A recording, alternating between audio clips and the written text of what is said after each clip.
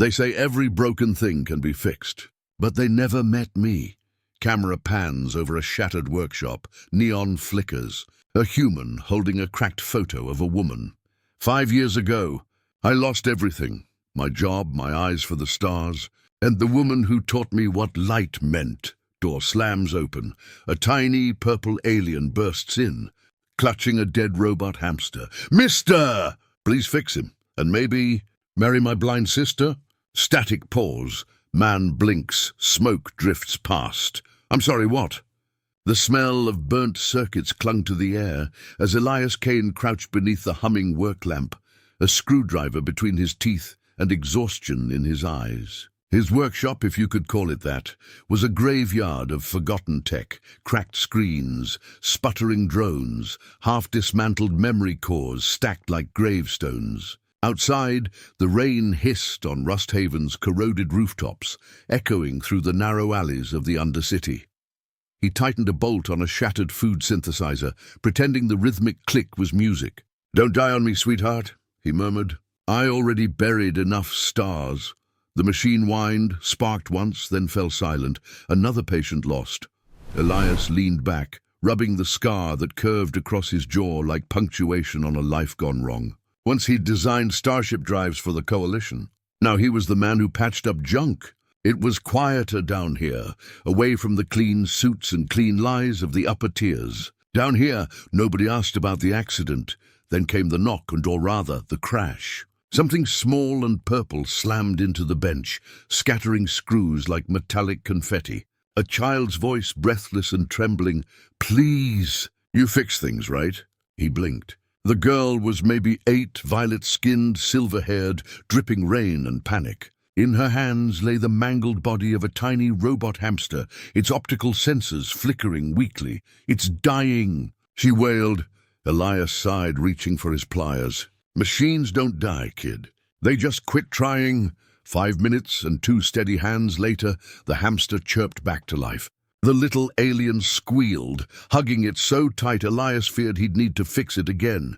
"You did it. I knew you could. Everyone said the human fixer could fix anything, even hearts." He looked up sharply. "Who told you that?" "My sister," she said proudly. "Dr. Freya Valen. She's really smart, but she can't see anymore." Her eyes broke in an explosion. "Maybe you could fix those too." Elias froze. The name was legend even down here. Freya Valen, the scientist who'd tried to give sight to the blind and lost her own in the process. The girl beamed, oblivious to his silence. "I'm Aelra. She says good people fix broken things." Elias glanced at his trembling hands. "Then maybe she's wrong about me." "Maybe," the child said, clutching her hamster. "But Mr. Whiskers thinks you just don't remember how." The door chimed as she ran out, leaving oil, rain, and a spark of something Elias hadn't felt in years. Hope. 3. Days passed before Elias saw her. He'd nearly convinced himself the purple child had been a hallucination, the kind you get when you work too long without sleep. When the door chime buzzed again. This time, no crash, no chaos. Just a calm voice that carried quiet command. "Excuse me. My sister insists my translator is broken."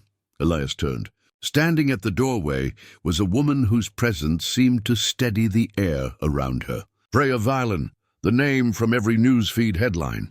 Her silver hair was neatly tied back, her cloudy violet eyes unfocused yet piercing. She held a small device in her hand, a translator that clearly wasn't broken. Behind her, Aelra peeked in, grinning like she'd just solved the universe. Elias wiped his hands on his oil-stained apron. "Let me guess, the human fixer, right?" Aelra nodded proudly. "He can fix anything, even when he says he can't." Freya tilted her head toward the sound of his voice. "I appreciate your reputation, Mr. Fixer, but this device works fine. My sister is persuasive." Elias chuckled under his breath. "Persuasive is one word for it. Manipulative genius might fit better." "Hey!" Aelra crossed her arms, pretending to pout. "It worked, didn't it?" Freya sighed. "Apparently." She stepped forward, her cane tapping once, before finding a clear patch of floor. "I apologize for the intrusion." "No need," Elias said softly. "I've had worse visitors. One time a raccoon-sized drone tried to sell me insurance. That earned a small, genuine laugh from her. Brief, surprised, real. For a moment, her face softened, and Elias saw what the child meant when she said Freya didn't laugh anymore. He examined the translator anyway, if only to keep her there longer. Loose coupling, he lied gently, making a show of adjusting wires. Should be smoother now. When he handed it back, their fingers brushed. Her breath caught, not from surprise, but recognition. You fix things you don't need to, she said quietly. Occupational habit, he replied. She smiled faintly. Maybe one day you'll fix yourself too. As she turned to leave, Elra whispered, See, I told you he wasn't scary. Freya's lips curved. No, she murmured, just broken in interesting ways. And when the door closed behind them, Elias realized the workshop didn't feel empty anymore. It felt unfinished. The days that followed slipped by like fragments of an old dream. Freya started visiting Elias's workshop more often, always with an excuse. A malfunctioning datapad, a misbehaving drone, a coffee machine that supposedly had emotional issues. Each visit felt less like repair work and more like oxygen to someone who'd forgotten how to breathe. They'd talk as he worked, about stars, silence, and the strange comfort of machines. Elias found that Freya never complained about her blindness. She spoke of it like a fact, not a tragedy. I don't miss sight, she said once, fingers trailing across a disassembled circuit board. I miss colors I never got to name. He didn't know what to say to that, so he handed her a screwdriver instead. She smiled, the kind of smile that came from remembering you're still alive. Elra, meanwhile, had made herself an unofficial apprentice. She'd sweep the floor badly, organize screws by shape, not size, and occasionally lecture Elias on proper snack breaks. But one afternoon, as she was playing with her beloved robot hamster, it began to twitch strangely, projecting flickering light patterns across the floor. Elias frowned. That's not standard coding. He connected the hamster to his console and froze. Hidden deep in its neural storage were encrypted files. Complex, beautiful lines of code he recognized instantly. Freya Valen's Lost Research. Where did you get this? He asked quietly. Elra blinked. Freya made Mr. Whiskers for me before the explosion. He's special. When Freya arrived later that evening, he showed her the discovery. For a long moment she just stood there, hands trembling over the glowing data streams. My work, she whispered. It survived. Barely, Elias said. But it's enough. We could rebuild it, your neural interface, your vision tech. Freya hesitated. You'd help me? He met her sightless eyes. You fixed something in me, Freya. Seems fair I return the favor. But outside, beyond the flickering lights of Rust Haven, a dark figure watched their every move through a surveillance drone. Morgan Core, Freya's former partner and the man who'd destroyed her lab. As he zoomed in on the workshop feed, his lips curved into a thin, cold smile. So the blind girl found her human fixer, he murmured. Let's see how long they stay in one piece. The world outside was asleep, but inside the workshop, life pulsed through wires and whispered through sparks. Elias leaned over the bench, eyes red from sleepless nights. Freya sat nearby, calm but tense, fingertips resting lightly on the polished edge of his newest creation, the prototype neural lens. It looked impossibly small, like something fragile enough to break under a sigh. Yet it carried the hope of a woman who hadn't seen light in years. Are you sure about this? He asked quietly. I've lived in darkness long enough, Freya said.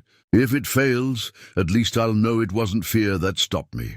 He admired that about her, the way she could sound fearless even when her hands trembled. With Elra asleep on the couch, Mr. Whiskers blinking softly beside her, Elias attached the device with steady precision. Circuits hummed, energy rippled through the air. Then Freya gasped, her back arched, eyes fluttering. For one terrifying second, he thought he'd hurt her, until she whispered, barely audible, light. Elias, I can see light, he froze.